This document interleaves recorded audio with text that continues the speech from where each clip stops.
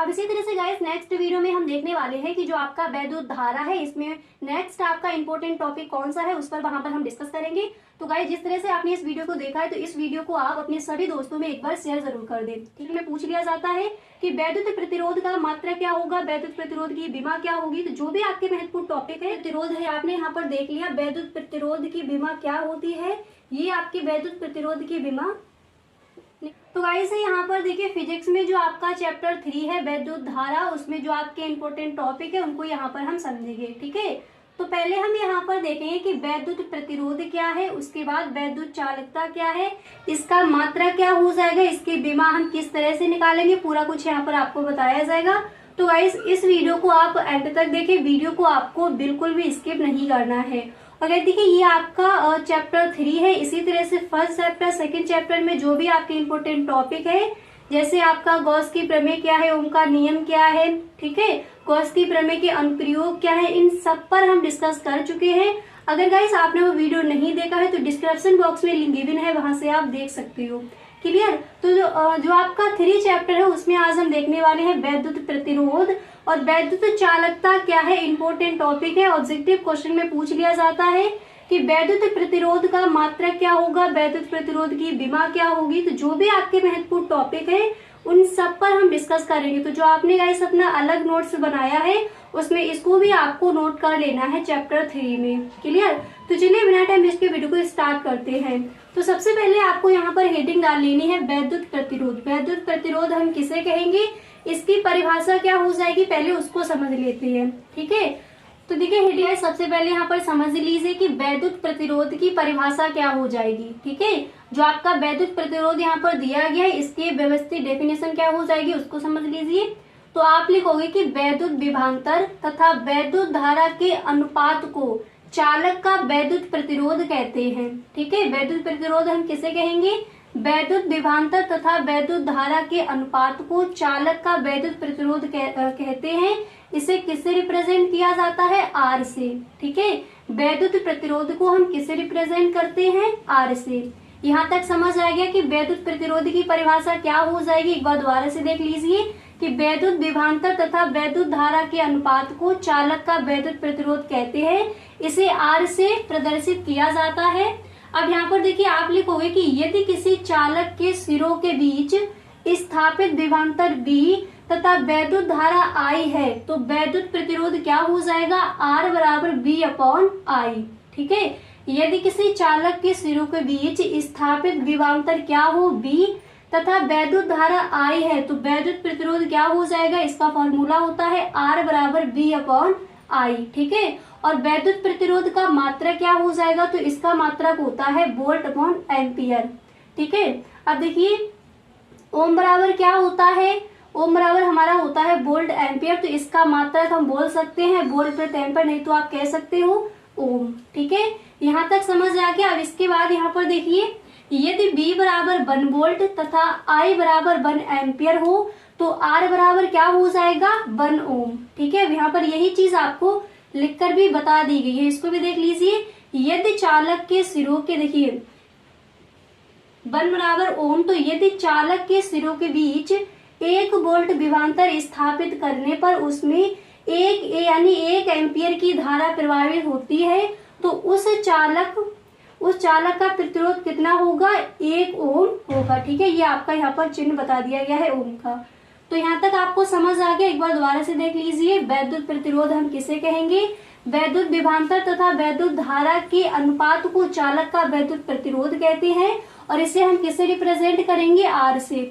जो आपका वैद्युत प्रतिरोध है इसको आर से रिप्रेजेंट किया जाता है। इसके बाद आप लिखोगे कि यदि किसी चालक के सिरों के बीच स्थापित विभवांतर V तथा वैद्युत धारा I हो तो वैद्युत प्रतिरोध R बराबर V/I। इसका मात्रा क्या होता है, वोल्ट प्रति एम्पियर, नहीं तो आप बोल सकते हो ओम। ठीक है, अब यहाँ पर इसके बाद देखिए इसका विमीय सूत्र हम किस तरह से निकालेंगे। तो वैद्युत प्रतिरोध का विमीय सूत्र, तो जो आपका वैद्युत प्रतिरोध है इसको किससे रिप्रेजेंट करते हैं, आर से। तो हम लिखेंगे आर का मात्रक क्या होता है, हम देख चुके हैं आर का मात्रक होता है, यानी वैद्युत प्रतिरोध का मात्रक होता है ओम। ठीक है, तो यहाँ पर हमने लिख दिया ओम या फिर वोल्ट प्रति एम्पियर भी आप लिख सकते हो। इसके बाद यहाँ पर ये आपका हो जाएगा जूल।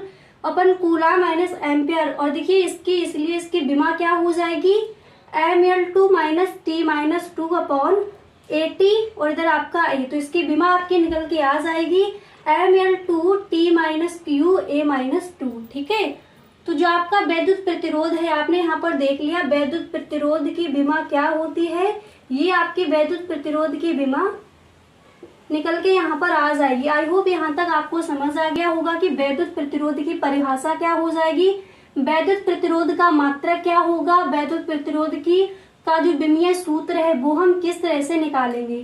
क्लियर।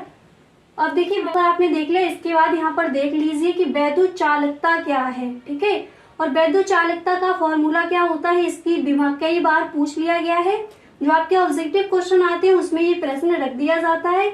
तो पहले देख लीजिए कि वैद्युत चालकता हम किसे कहेंगे। ठीक है, तो आप इस तरह से लिखोगे कि वैद्युत प्रतिरोध के वैद्युत चालकता क्या है, तो आप इस तरह से लिखोगे कि वैद्युत प्रतिरोध के व्युत्क्रम को वैद्युत चालकता कहते हैं।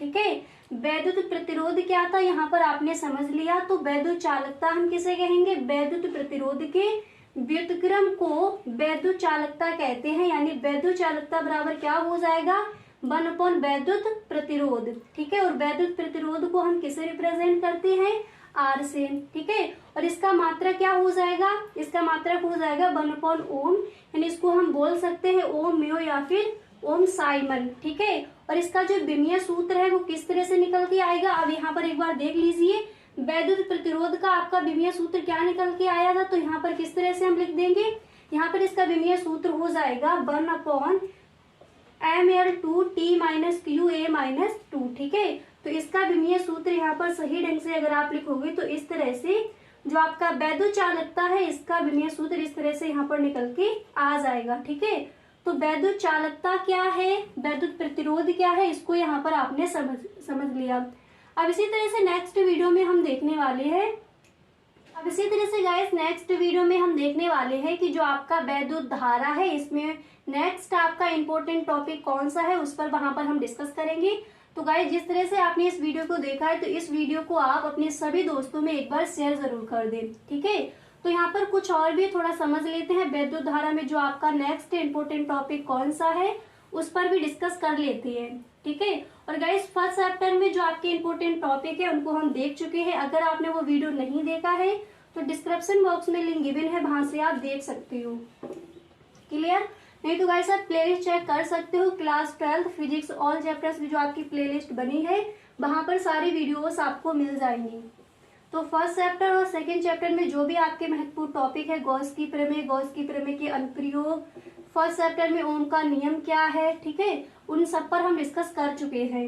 अब यहाँ पर देखिए जो आपका चैप्टर है वैद्युत धारा, इसमें नेक्स्ट टॉपिक आपको कौन सा तैयार करना है उसको यहाँ पर देख लेते हैं।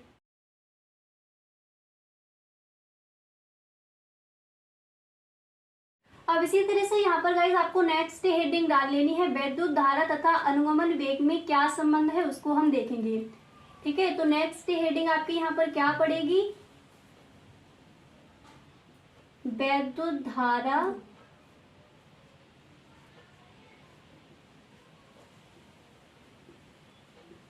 तथा अनुगमन वेग में संबंध। ठीक है, अनुगमन वेग में क्या संबंध है।